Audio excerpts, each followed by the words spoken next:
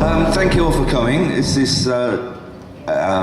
We had a great night here last night. It was absolutely fantastic. Nearly 100 people in here for the dinner and the concert. We have no idea how many people are coming today, but I'm sure as it goes on, it's going to build up. Lots of things happening. I don't know if you've had a program, but there are programs in the main hospice building available. They're not just ordinary programs. It doesn't just tell you what's going on during the weekend. It's lots of articles in there about the whole subject of end-of-life care, death and dying, and how we approach it. Enjoy today. It's not going to be a morbid sort of miserable, oh God, we're talking about death again. It's hopefully you'll go away from it all having something really positive and something that's going to help you, whether it's dealing with your own life and death or those around you, family and friends. So thank you for coming. We're going to start off. Cath is the big boss here. She's in charge of all the nursing and the administration here as well. In fact, I don't know how she finds time to do anything, but you do still find time to listen to the archers, don't you? So that's good. Important things in life. So Cath is going to start things off today and tell you about Skanda Vale Hospice. So, Cath, thank you.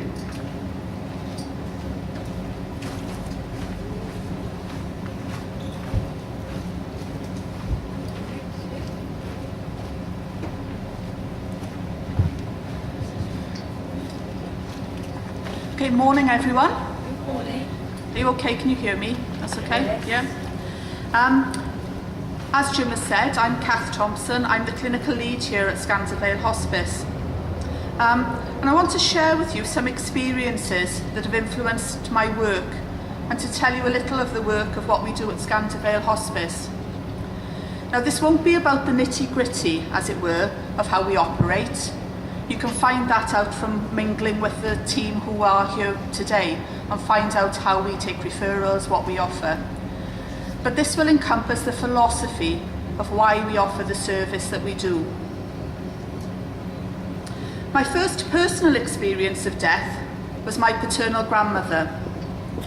I was 20 and it was 2 months before my wedding. She died in hospital aged 82. Following her death, she was brought home and laid out in the coffin in the front parlour. All the grandchildren were asked if we wanted to go and say goodbye and to sit with her for a while. Now, the front parlour was very dark due to the obligatory closing of curtains following a death in the street, and it was only used for best, as some of you may remember. It was a very unfamiliar environment, and all this, plus the dim lighting, conspired to increase my anxiety and fear about what I would experience when I looked directly into the coffin. The coffin lid was propped up in one corner of the room, and female relatives, dressed completely in black, were sat around saying the rosary. I am eternally grateful to my mum and auntie for teaching me how to be in that situation. They behaved respectfully, but normally, talking to me about my grandmother, allowing me to touch her in my own time, and to kiss her goodbye as I would have done after any Sunday afternoon visit. Whilst I was extremely sad at the death of my Nana May, I was being taught that death was a natural part of life, and being with the dead was normal. 15 years later, I was present at the death of my mother, who died in hospital aged 59. All the family had taken up residence in her room for the last week of life, ensuring she was not alone. We laughed and joked, cried and talked to her as she gradually moved towards death. Of course, there was the obligatory saying of the rosary in the background by my grandmother, and the normal decisions like who was taking care of the children today, who was going to go and risk it for a toilet break, or who was going to make the sandwiches for the next visit. My mum once again taught me how to be patient and to just be in the moment. Now this is quite difficult as a nurse, as you just want to do, which one night in the hospital resulted in me spilling a jug of water over the bedside cabinet because I needed to tidy up. Now, despite my sorrow at her death, I was acutely aware of my responsibility to pass on this skill I was beginning to acquire. This was particularly important for my 6-year-old daughter and my nieces. It was important to show emotion, to cry, to laugh, and to continue to talk about my mum. Interestingly, although we had not spoken about death, my mum had written down some of her plans for the funeral service, which was quite advanced for 1997, or maybe just part of the family trait of being in control. At the age of 100, my maternal grandmother died. I had been with her for a week, watching her spirit gradually surrender to her God. I watched her furrowed brow relax, and all traces of 100 years of sadness, loss, pain and struggle disappear from her wrinkled face. Secretly, I believe she was fed up of the sacred music I was playing and, yes, dutifully saying the rosary. I had been heavily planned in her life with setting her affairs in order, planning her funeral. She had a prepaid funeral plan.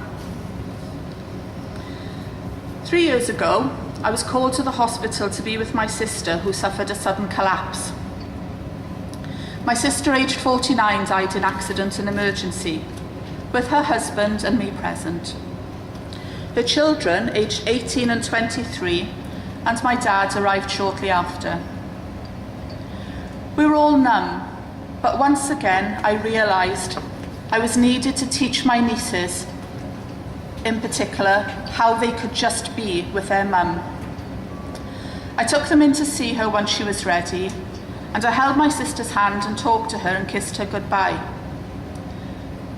My youngest niece took a step forward and did the same, and then I left them to spend some time with her father. Over the next few hours, all of us popped in and out of the quiet room to spend some time with my sister, in between being interviewed by a very young policeman who looked absolutely terrified at the whole scenario. My nieces were empowered following this encounter to be able to design a funeral and order of service which completely reflected my sister. Oh, and in case you were wondering, in this scenario, there was no reciting of the rosary. Now, the reason I share these personal experiences with you is to highlight a common thread of incremental learning, which holds all the experiences together. I learned from others how to be around the dying and the dead, to pay attention to ritual and tradition, to learn that death and dying are not to be feared. I learned from the dying that to die is natural and in the natural order of things, even if death comes long before our allotted 70 years and 10 and is not always neat and tidy. None of these deaths were at home, all except one were a result of a medical crisis. As a nurse, particularly working in palliative care, I have experienced the death of many patients, particularly in my last role, the death of children. What was clearly evident from the parents of these children was that they had never experienced death in any shape or form, well, except in media, film and TV. They had no frame of reference. They didn't know what to do, how to behave, and were uncertain if what they felt was normal or abnormal.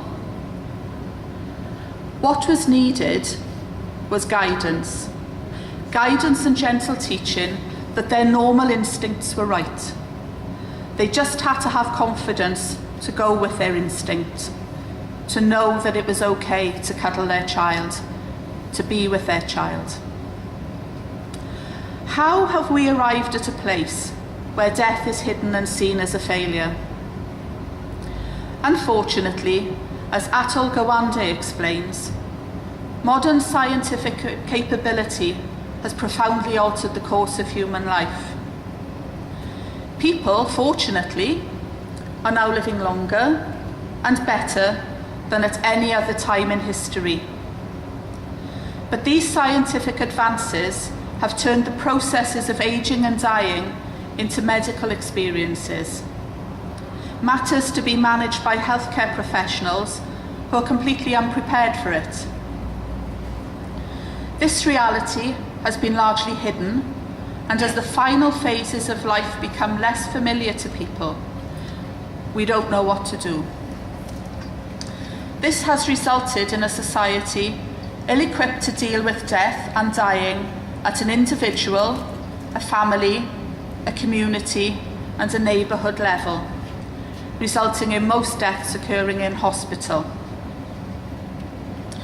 Now, hospices grew out of a desire to provide an alternative to the over-medicalisation of dying, to provide an environment where the whole person was cared for, not just a bunch of troubling symptoms, but the whole person and their family. The term palliative care was used to describe the approach in which symptoms were cloaked or masked by expert care and medical input. In the 50 years since their inception, they too have been influenced by advances in medical technology, but this time not in an attempt to cure and deny death, but to alleviate symptoms and improve quality of life for the individual living with a life-limiting condition, and particularly those important to them. The movement sought to give choice to individuals and to start open and honest conversations about management options and conversations about dying. We all know how stretched the NHS is, but we also have to acknowledge that resources in palliative care are also affected. Hospices and other palliative care services require funding. Many who are part of the NHS compete with other deserving priorities. How do health boards choose where to put their money?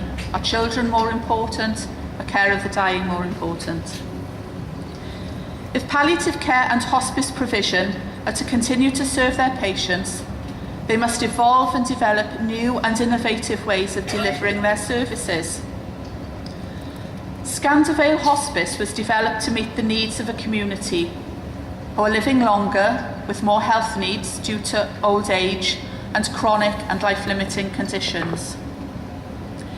We recognised that choices for people were becoming limited and set out to find a new way of delivering a palliative care service which truly did meet the needs of the community it served.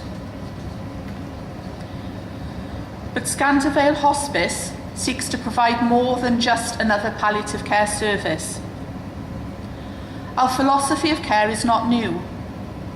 It is founded in millennia of man seeking to live in harmony with others in communities.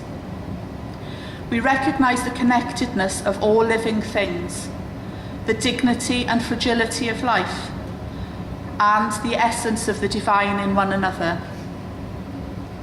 Our care model is based on love, pure and simple, and ensuring that we have the time to encounter one another and to attend to one another. If you love, you can only achieve great things. For those of us who work in the caring professions, this is a breath of fresh air, the reason why we came into the profession in the first place.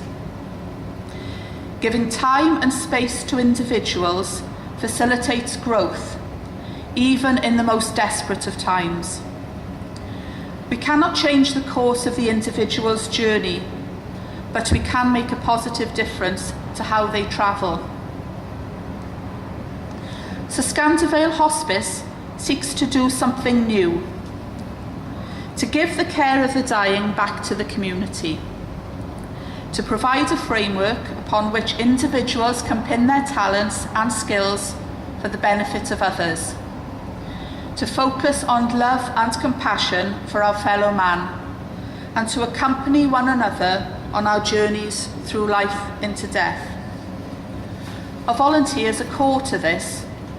We aim to provide them with the skills to be able to just be with the dying, and to then ask them to pass these skills and knowledge on to future generations. By reintroducing death as a natural part of life, we can begin to live more fully, more truly connected to ourselves, to each other, and our environment. Death has much to offer us, and we have much to learn. The practical implications are many and varied. We may become truly humane in how we structure our lives and our expectations, embracing anxiety, sadness, anger, helplessness, and dependency as very real and valuable aspects of our condition, and not something to be ashamed of. It is in the embracing of death that life becomes truly what it can be. So why am I here at Skanda Vale after 30 years of nursing? It is because I believe in the transformational power of being with the dying and the potential of the growth of the spirit. I just want to read you a poem that says that better than I.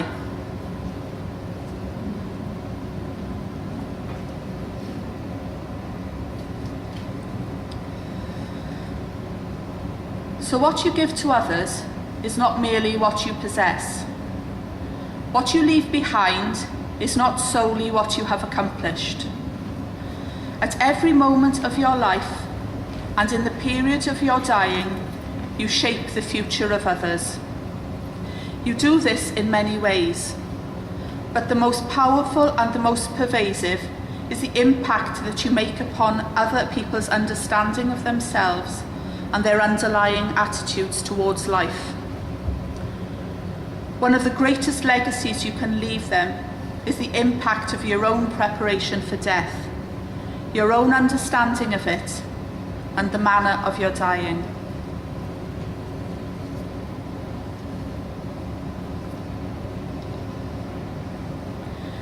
Skanda Vale Hospice is not a building. It's not even really a hospice. It is a place where all people are recognised for their worth.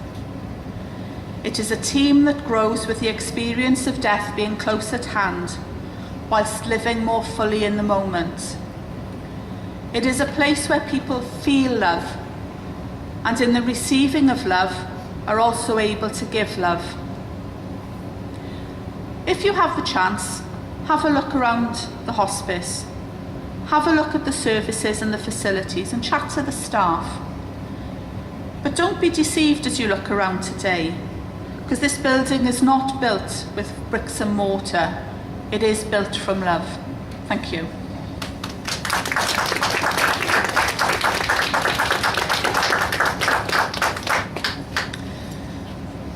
Has anybody got any questions that they would like to ask? Or have I stunned you for 10 to 11 on a Saturday morning? Could you just tell me the title of the poem? It's from Dying Well by Richard Rioch. Any questions? How many people do you have here at any one time? For day hospice, we can have up to 8 patients on one day. We have 2 sessions of respite on a Tuesday and a Friday. And then for respite, we have 6 beds. So we could have up to 6 patients in respite at any one time. And you're primarily concerned with adults?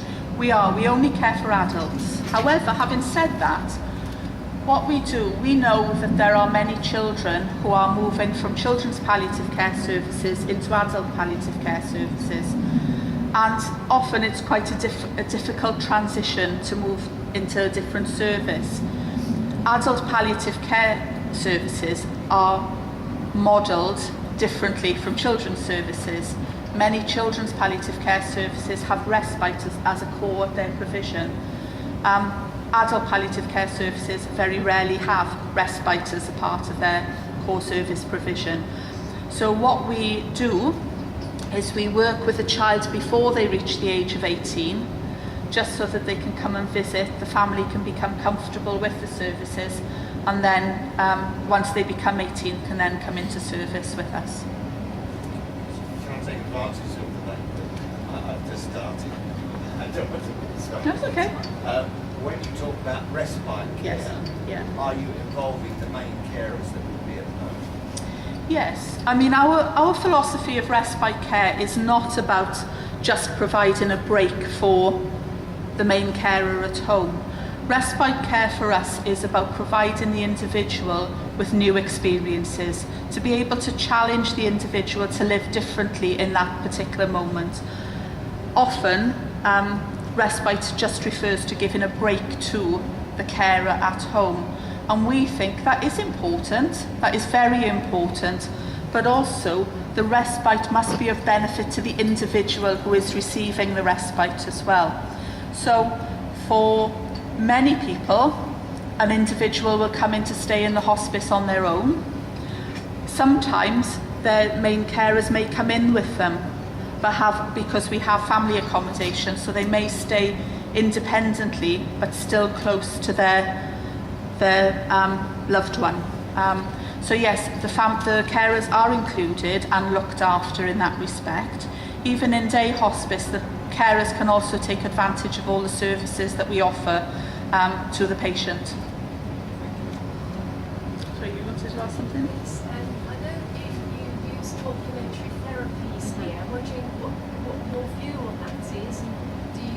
How beneficial do you think they are? I think most people find complementary therapies very beneficial. Some would argue that there is very little scientific evidence to prove that some complementary therapies make a difference.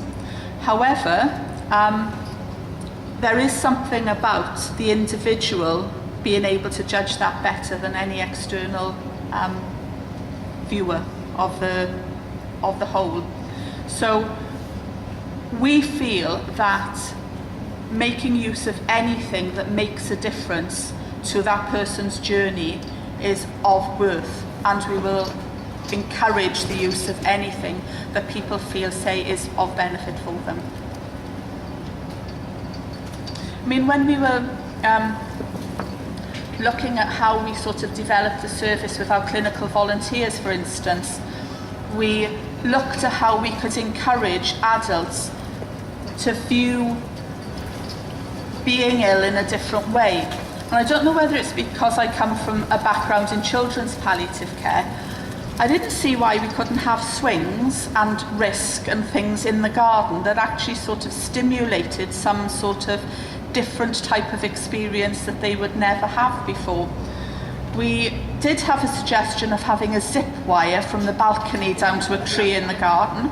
And as registered manager, I thought, no, we're not having that. But we would point people in the direction of North Wales if they wanted to go on a zip wire.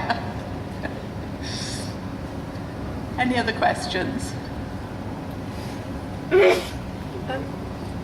come from rugby, Yeah. and I'm training to be an end-of-life companion. If I do visit the temple Yeah. anyway, if I wanted to volunteer here, Yeah.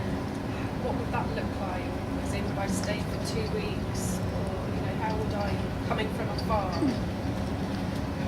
One of the benefits of being a volunteer at Skanda Vale Hospice is we encompass what you can offer.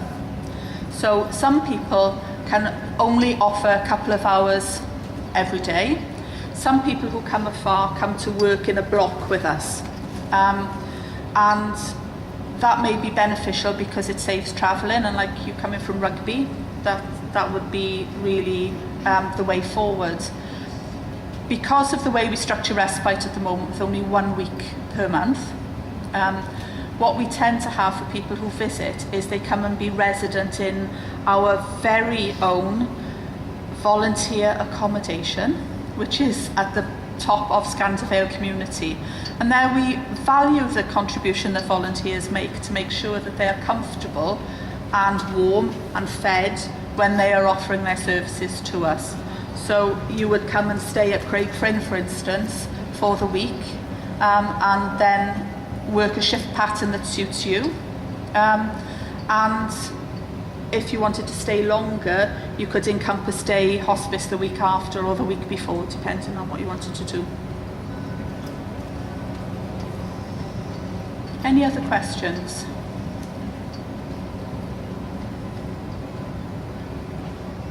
No?